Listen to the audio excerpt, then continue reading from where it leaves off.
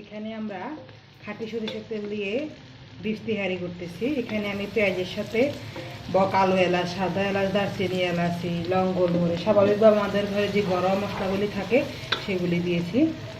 মশলাটা একটু ভাজা হয়ে গেলে দিয়ে দিচ্ছি 1 টেবিল চামচ রসুন বাটা, 1 টেবিল চামচ আদা বাটা।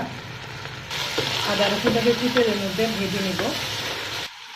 এখানে আমি টমেটো পেস্ট, কাজু বাদাম, কাঠবাদাম, জয়ত্রী, জায়ফল একসাথে পেস্ট করে নিয়েছি। আদা রসুনটা কিছুক্ষণ ভেজে নেওয়ার পর আমি যে পেস্টটা করে রেখেছি সেটা দিয়ে দিলাম।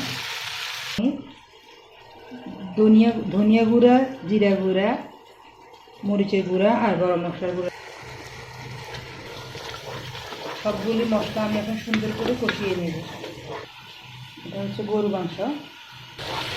যে মশলাটা থেকে তেল উঠে যাচ্ছে, এখন মাংসটা দিয়ে দেব। এখন মাংসগুলি দিয়ে দিচ্ছি।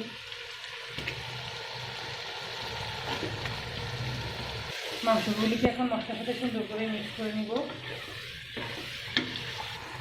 এখানে আমি সয়া সস দেবো একটু, যে আমি 1 মুঠো আন্দাজ সয়া সস দিলাম, লবণ দিয়ে দিলাম।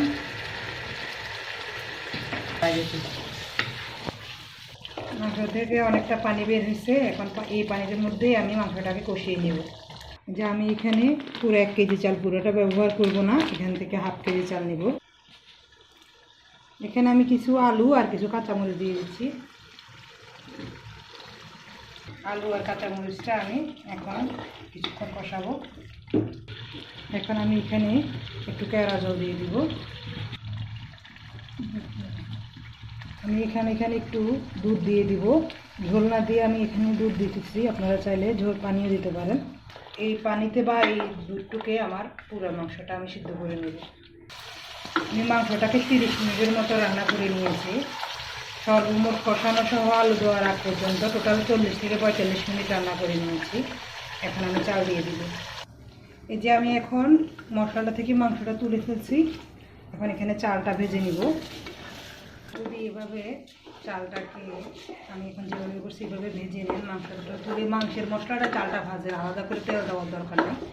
এভাবে করলে আপনার চালের ভিতরে যে মশলার ফ্লেভারটা আছে এটা খুব সুন্দরভাবে যায় আর খেতেও খুব মজা লাগে। এখন আমি চালটাকে মিনিট 5 এই যে আমি এখন চালটাকে প্রায় 5 মিনিটের মতো মশলার সাথে ভেজে নিয়েছি। এখন গরম পানি দিয়ে দিব।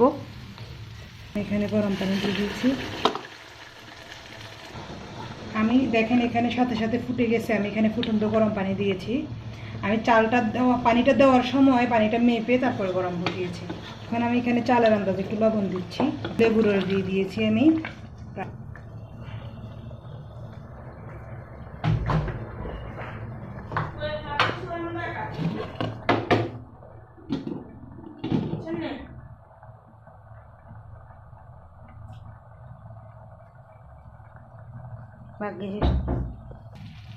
এই যে চালটার এই পর্যায়ে আমি মাংসগুলি দিয়ে দিব।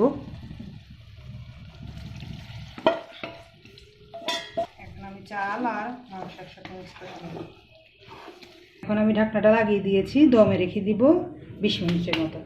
কিছুক্ষণ দমে রাখার পরে আমি এখানে কিছু কিশমিশ দিয়ে দিলাম।